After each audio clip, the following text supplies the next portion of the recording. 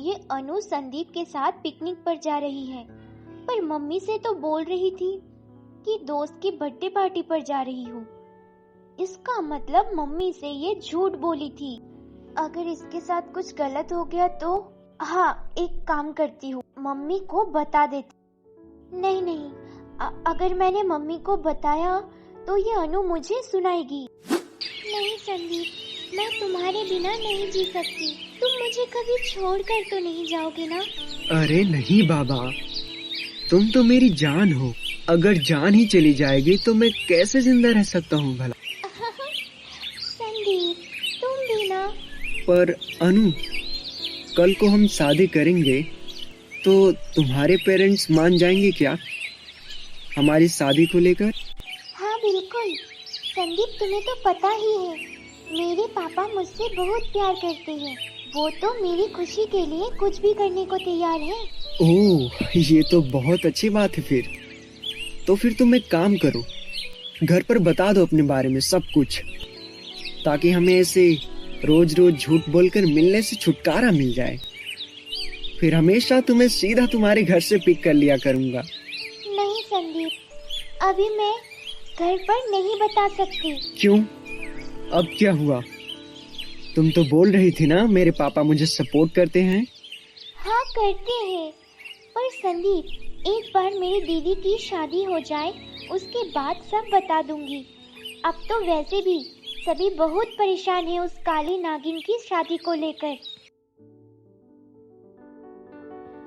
सुनिए जी, मुझे तो लगता है एक बार हम लतिका को कामयाब होने दे, उसके बाद। अच्छा, उसके बाद शादी करवा देंगे?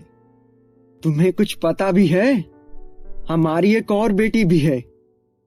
अगर हमने टाइम पर इस लतिका की शादी नहीं की तो कल को अनु से शादी कौन करेगा? बिल्कुल सही बात है उमेश। अरे इसे क्या पता, कल को लोग हमें ताना देंगे। कल को क्या, मुझे तो आज भी सुनने को मिलने लगे हैं। माँ वो सब छोड़ो, मैंने पंडित जी से बात कर ली है। वो बोल रहे थे परसों ही वो एक रिश्ता लेकर आ रहे हैं। अरे ये तो बहुत अच्छी बात है फिर। हाँ माँ, पर वो पूरे 25,000 रुपए लेंगे। अरे ये तो कोई बड़ी बात नहीं, दे देंगे, पर कोई ढंग का रिश्ता करवा दे बस। आज तुझे लड़के वाले देखने आ रहे हैं और आज कहीं नहीं जाएगी तू। पर दादी, आज तो मेरा इम्पोर्टेंट असाइनमेंट है, उसके लिए मुझे जाना होगा। नहीं, कोई इम्पोर्टेंट नहीं है। अब शादी करके अपने घर जा। बहुत हो गया तेरा ये रोज रोज का नाटक। और सुन, तैयार हो जाना अभी, वो आते ही होंगे। मनहूस पता नहीं कहाँ से आ गई है। मन तो करता है इस घर को छोड़कर कहीं चली जाऊं। दीदी ये लो, ये मेरी ड्रेस है। दादी ने बोला है तुम इसे पहनकर जल्दी तैयार हो जाओ। क्यों अनु, तुम्हारी ड्रेस मैं पहनूंगी? हाँ दीदी, पापा ने बोला था कि आज तुम्हें लड़के वाले देखने आने वाले हैं, तो तुम्हें कोई अच्छी सी ड्रेस लाकर देंगे। पर वो क्या है ना दीदी, मेरे पास ये ड्रेस पड़ा था कब का। मुझे ये कलर बिल्कुल अच्छा नहीं लगता। आपको तो पता ही है मैं गोरी हूँ ना, इसलिए। पर ये आप पर सूट करेगा। हाँ ओके, रख दे, पहन लूंगी। ये ड्रेस तो अनु दीपावली को लेकर आई थी जब मैं 12th में थी तब। अरे इसको तो 4 साल हो चुके हैं, अभी तक क्यों रखे बैठी है? पापा, मैं ये सब अपने पुराने कपड़े संभाल कर इसलिए रखती हूँ ताकि ये सब दीदी को दे सकूं और आपसे उसके बदले पैसे ले सकूं, वरना मुझे ये 2000 रुपए नहीं मिलते। ठीक है, पर तुम बड़ी चालाक हो गई हो आजकल। नहीं पापा, मैं तो आपकी भोली भाली सी बेटी हूँ। अनु, कहाँ है तू? थोड़ा इधर आ बेटा। हाँ माँ, अभी आई। पापा, आप माँ को ये सब मत बताना कि आपने मुझे 2000 रुपए दिए हैं। अरे नहीं बताऊंगा। अब जाकर अपनी माँ को थोड़ा काम करवा दे, तब तक मैं बाहर की तैयारी देख लेता हूँ। लड़के वाले आते ही होंगे। हाँ माँ, आपको कुछ काम था क्या? अरे, आज इतनी खुश कैसे है? क्या बात है? माँ, आप भी ना। अरे कुछ नहीं, अब वो सब छोड़ो और ये बताओ मुझे यहाँ क्यों बुलाया? अनु, तू थोड़ा लतिका को तैयार होने में उसकी हेल्प कर दे। तुझे तो मेकअप वगैरह अच्छे से करना आता है, तो थोड़ा उसका मेकअप कर देना। माँ, आपको तो पता ही है ना दी का रंग कैसा है, उस पर कोई सा मेकअप सूट नहीं करेगा। फिर भी आप बोलते हो तो मैं कर दूंगी। हाँ, जैसा भी है थोड़ा थोड़ा कर दे। ओके, मुझे पता है इस काली नागिन को कोई पसंद नहीं करेगा, कैसा भी मेकअप कर दूं। दीदी, क्या कर रही हो? तैयार नहीं होना क्या? अरे मैं तो तैयार हूँ, बस असाइनमेंट मैम को व्हाट्सएप कर रही थी, बस हो गया। अब जल्दी से आ जाओ, तुम्हारा मेकअप कर देती हूँ। ओके, पर अनु, मुझे मेकअप की आदत नहीं, मैं ऐसे ही ठीक हूँ, तुम कर लो अपना। अब आना है या नहीं, जल्दी बता दो, मुझे इतना टाइम नहीं जो मैं तुम्हारे लिए अपना टाइम खराब करूँ। ओके, चलो ठीक है। अरे वाह, आज तो जरूर लड़के वालों को पसंद आ ही जाओगी दीदी। शायद। उधर लिविंग रूम में राहुल के मम्मी पापा और कुछ रिश्तेदारों के बीच लतिका की शादी पक्की हो चुकी थी। लतिका के घर पर सभी बहुत खुश थे, इंक्लूडिंग लतिका भी। लतिका तो इसीलिए खुश थी ताकि कम से कम उसे अपनी दादी और पापा के ताने सुनने से तो छुटकारा मिल जाएगा। पर अभी तक राहुल ने लतिका को नहीं देखा था। तभी बेटा, मैं क्या कह रही थी वो। हाँ माँ जी बोलिए, ऐसे आप हिचकिचा क्यों रही हैं? माँ, क्या बात है?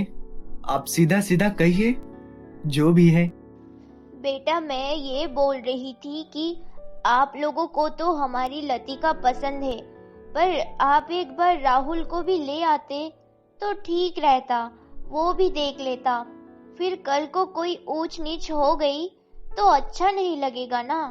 अरे नहीं नहीं माँ जी, इसकी कोई जरूरत नहीं है। भाई साहब, हमारे बेटे को हमारा हर फैसला मंजूर है। वैसे भी उसने लतिका बिटिया की फोटो देख लिया है, उसे पसंद है। चलो, ये तो फिर बहुत अच्छी बात है। फिर ऐसे ही देखते 3 महीने बीत गए और फाइनली आज लतिका की शादी का वो दिन भी आ गया। लतिका अपने रूम में मिरर के सामने दुल्हन बनकर बैठी थी और उधर राहुल दूल्हा बने मंडप में आ चुका था। तभी ये है वो लतिका, पर फोटो में तो बिल्कुल भी काली नहीं थी। शायद इन्होंने हमारे साथ धोखा किया है। बेटा, अपना दाहिना हाथ आगे करो। राहुल, क्या हुआ बेटा? तुम्हें पंडित जी कुछ कह रहे हैं? राहुल। सॉरी पापा, इन लोगों ने हमारे साथ धोखा किया है। धोखा? मैं इस धोखेबाज फैमिली की लड़की से बिल्कुल शादी नहीं करूंगा। अब चलो यहाँ से, मैं अब यहाँ 1 सेकंड भी नहीं रुक सकता। पर हमने ऐसा क्या धोखेबाजी किया? प्लीज आप तो चुप ही रहे तो बेहतर होगा। हाँ बेटा, क्या हुआ? साफ साफ कहो। बेटा, हमें तो कुछ समझ में नहीं आ रहा, तुम कहना क्या चाहते हो? अरे माँ पापा, अभी तक आप लोगों को कुछ भी नहीं पता, या आप जानबूझकर मेरे सामने अनजान बनने का नाटक कर रहे हो? पर बेटा, हुआ ये है माँ, जिस लड़की की फोटो इन्होंने भेजी थी हमें, वो लड़की कितनी गोरी थी, और ये छी इतनी काली। मैं इससे हरगिज शादी नहीं करूंगा। अरे मेरी दोस्तों के बीच क्या इज्जत रह जाएगी? बेटा, ऐसे अगर बिना दुल्हन के वापस जाएंगे तो हमारी समाज में क्या इज्जत रह जाएगी? और लतिका बिटिया भी तो एक पढ़ी लिखी और काफी समझदार लड़की है। हाँ बेटा, पापा बिल्कुल ठीक कह रहे हैं। इसका मतलब आप लोगों का भी हाथ है इस काली से मेरी शादी करवाने में? मुझे लगता है मैंने आप पर विश्वास करके बहुत बड़ी गलती कर दी। प्लीज अब और नहीं, बस बहुत हो गया। माँ पापा इसका मतलब ये नहीं है। मैं हमेशा आपकी हर बात मानता हूँ, तो मैं इस काली से शादी कर लूंगा और कुछ बोलूंगा भी नहीं। अरे मेरी भी कुछ रेपुटेशन है अपने दोस्तों के बीच। प्लीज भाई साहब, हमें माफ कर दो, हमसे बहुत बड़ी गलती हो गई। हाँ उमेश जी, हमें क्या पता राहुल ऐसे लतिका बिटिया के रंग को देखकर शादी से ही मना कर देगा। नहीं भाई साहब, इसमें आप दोनों की कोई गलती नहीं है। आप ऐसे हाथ मत जोड़िए। अरे इनकी गलती क्यों नहीं है? मैंने तो पहले ही बोला था, अपने बेटे को भी लड़की दिखा दो, कल को कोई ऊंच नीच ना हो। पर नहीं, हमारा बेटा तो बहुत संस्कारी है, हमारी हर बात उसके सराखों पर है। अब कहाँ गया आपका वो संस्कार? तो आपको ये पार्ट कैसा लगा हमें कमेंट सेक्शन में जरूर बताना। और हाँ, अब इससे आगे क्या होने वाला है ये जानने के लिए प्रेम कहानियां टीवी को सब्सक्राइब करके बेल आइकॉन वाला बटन जरूर प्रेस कर लेना, ताकि अगला पार्ट आते ही सबसे पहले नोटिफिकेशन आपके पास जाए। तो मिलते हैं अगले एपिसोड के साथ, तब तक के लिए मेरे प्यारे दोस्तों, आप सभी को नमस्ते।